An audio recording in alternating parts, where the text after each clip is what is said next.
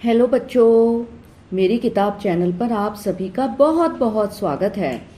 बच्चों, पिछले पाठ में हमने आपको मैथिली शरण गुप्त जी के मनुष्यता पाठ के परिचय, उनके काव्य से संबंधित समीक्षा, सार आदि समझाया था।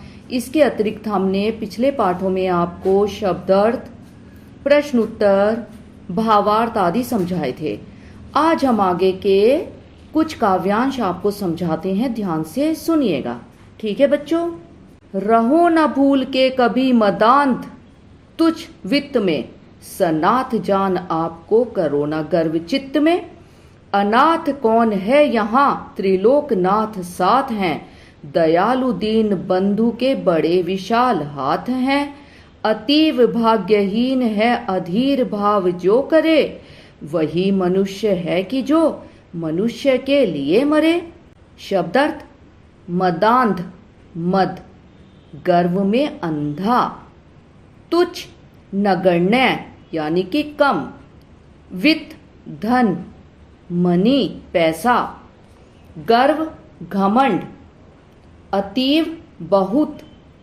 अधीर बेचैन। प्रसंग लिखेंगे। सबसे पहले प्रस्तुत काव्यांश हमारी पाठ्य पुस्तक स्पर्श के मनुष्यता पाठ से लिया गया है और इसके रचयिता राष्ट्र कवि मैथिली शरण गुप्त जी हैं। ठीक है। इसमें कवि ने ईश्वर भक्त को सनाथ कहा है। व्याख्या देखिए क्या है। व्याख्या: कवि कहता है कि भूल कर भी थोड़े धन के नशे में पागल मत बनो, अर्थात धन का मद अच्छा नहीं होता। मद मतलब गर्व में अंधा हो जाना। स्वयं को सनाथ मानकर भी अपने मन में घमंड मत करो। इस संसार में भला अनाथ कौन है? जब भगवान का हाथ हमारे सिर पर है तो हम सभी सनाथ हैं। दीन बंधु परमात्मा बड़ा ही दयालु है, उसके हाथ बहुत लंबे हैं।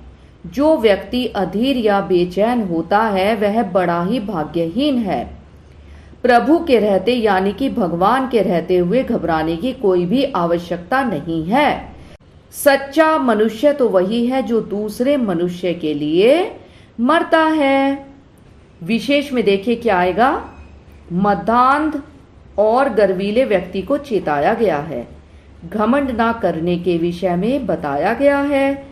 नंबर 2 पर आएगा ईश्वर की कृपा को सनाथ करने वाला बताया गया है। नंबर 3 पर आएगा भाषा सरल है और सुबोध है। बच्चों, यदि आप चाहें तो इसमें से विशेष में 1 भी लिख सकते हैं, 2 भी लिख सकते हैं, और यदि आपको 3 याद हैं तो आप तीनों लिख सकते हैं। ठीक है। घबराने की बिल्कुल भी जरूरत नहीं है। अब इसके प्रश्न उत्तर देखते हैं। प्रश्न है, हमें भूलकर भी किस बात पर घमंड नहीं करना चाहिए? उत्तर: हमें भूलकर भी तुच्छ धन पर घमंड नहीं करना चाहिए। तुच्छ धन बच्चों वही है कि धन हमेशा हमारे साथ नहीं रहता।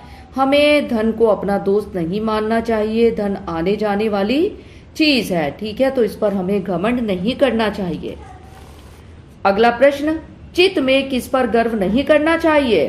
उत्तर: स्वयं को सनाथ जानकर हमें अपने चित्त में गर्व नहीं करना चाहिए, यानी कि घमंड नहीं करना चाहिए। अगला प्रश्न, इस विश्व में कौन अनाथ है और क्यों? उत्तर: इस विश्व में कोई भी अनाथ नहीं है, क्योंकि त्रिलोकनाथ अर्थात ईश्वर सभी के साथ हैं। उनकी कृपा सभी पर होती है, अतः सभी सनाथ हैं।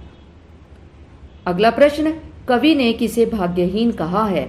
उत्तर: कवि ने उसे भाग्यहीन कहा है जो अधीर है, अर्थात जिसमें धैर्य की कमी है। ऐसा व्यक्ति सदा असंतुष्ट और दुखी रहता है। अगला प्रश्न, कवि किसे सच्चा मनुष्य कहता है? उत्तर: कवि उसे सच्चा मनुष्य कहता है जो दूसरों के लिए मरता है, अर्थात परोपकार करता है। ठीक है बच्चों। अब अगली 6 पंक्तियां देखते हैं क्या है। अनंत अंतरिक्ष में अनंत देव हैं खड़े, समक्ष ही स्वबाहु जो बढ़ा रहे बड़े बड़े। परस्परावलंब से उठो तथा बढ़ो सभी, अभी अमृत अंक में अपंक हो चढ़ो सभी। रहो न यूं कि एक से न काम और का सरे, वही मनुष्य है कि जो मनुष्य के लिए मरे। शब्दार्थ: अनंत जिसका अंत ना हो, समक्ष सामने, स्वबाहु अपनी बाह यानी कि अपने हाथ, परस्परावलंब एक दूसरे का सहारा, अंक गोद, अपंक कलंक रहित। प्रसंग आएगा प्रस्तुत पंक्तियां या प्रस्तुत काव्य का अंश काव्यांश हमारी पाठ्य पुस्तक स्पर्श के मनुष्यता पाठ से लिया गया है और इसके रचयिता राष्ट्र कवि मैथिली शरण गुप्त जी हैं। उन्होंने इस पद में परोपकार के महत्व के विषय में बताया है। व्याख्या: कवि बताता है कि परोपकारी व्यक्ति का स्वागत करने के लिए आकाश में अनेक देवता खड़े रहते हैं। वे अपनी बाजुओं को आगे बढ़ाकर उसका स्वागत करते हैं। अतः हे मनुष्य, तुम एक दूसरे का सहारा लेकर ऊपर उठो और आगे बढ़ो। इस मरणशील संसार की गोद में तुम कलंक रहित होकर आगे बढ़ो, तरक्की करो। तुम अपने आप में सिमट कर मत रहो। एक का काम दूसरे से निकलना चाहिए। सच्चा मनुष्य वही है जो दूसरे के लिए मरता है, यानी कि दूसरे के लिए हमेशा काम आता है। विशेष में नंबर 1 पर आएगा परोपकारी व्यक्ति का सभी सम्मान करते हैं। नंबर 2 पर आएगा भाषा सरल और सुबोध है। प्रश्न उत्तर देखते हैं। प्रश्न है अनंत अंतरिक्ष में कौन खड़े हैं? उत्तर: अनंत अंतरिक्ष में अनंत देवता खड़े हैं। वे हमारी सहायता करने के लिए सदैव तत्पर हैं। अगला प्रश्न: परस्परावलंब से उठो तथा बढ़ो सभी का आशय स्पष्ट कीजिए।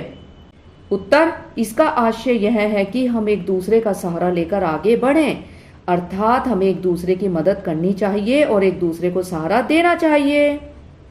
अगला प्रश्न: अमृत्य अंक का क्या अर्थ है? उत्तर: अमृत्य अंक का अर्थ है देवता की गोद। इसमें कलंक रहित होकर चढ़ो। अगला प्रश्न: हमें किस प्रकार का होकर रहना चाहिए? उत्तर: हमें ऐसा होकर रहना चाहिए कि हम एक दूसरे के काम आए, एक दूसरे की मदद करें, एक दूसरे की सहायता करें। अगला प्रश्न: इस पूरे पाठ्यांश का क्या संदेश है? उत्तर: इस पाठ्यांश का संदेश यही है कि हम सभी को आपस में मिलजुल कर आगे बढ़ना चाहिए। बच्चों, यह प्रश्न आपका इस प्रकार से भी आ सकता है कि आपको कुछ पंक्तियां दे दी जाएंगी, अनंत अंतरिक्ष में अनंत देव हैं खड़े वाली, और उसके बाद आपसे ये प्रश्न पूछा जाएगा कि इस पूरे पाठ्यांश का क्या संदेश है। तो आपने इसका उत्तर यही लिखना है कि इस पाठ्यांश का संदेश यही है कि हम सभी को आपस में मिलजुल कर आगे बढ़ना चाहिए, एक दूसरे की मदद करनी चाहिए। बच्चों, ये हमने आपको मनुष्यता पाठ का पांचवी और छठी जो काव्य का अंश है उसकी 12 पंक्ति आगे की समझाई हैं। आप इसको ध्यान से सुनिए, आपको सरलता से याद हो जाएंगी। अगले पाठ में हम आगे की 12 पंक्तियां और आपको समझाएंगे। ठीक है बच्चों, तब तक के लिए आप अपना ध्यान रखना। टेक केयर बच्चों, बाय।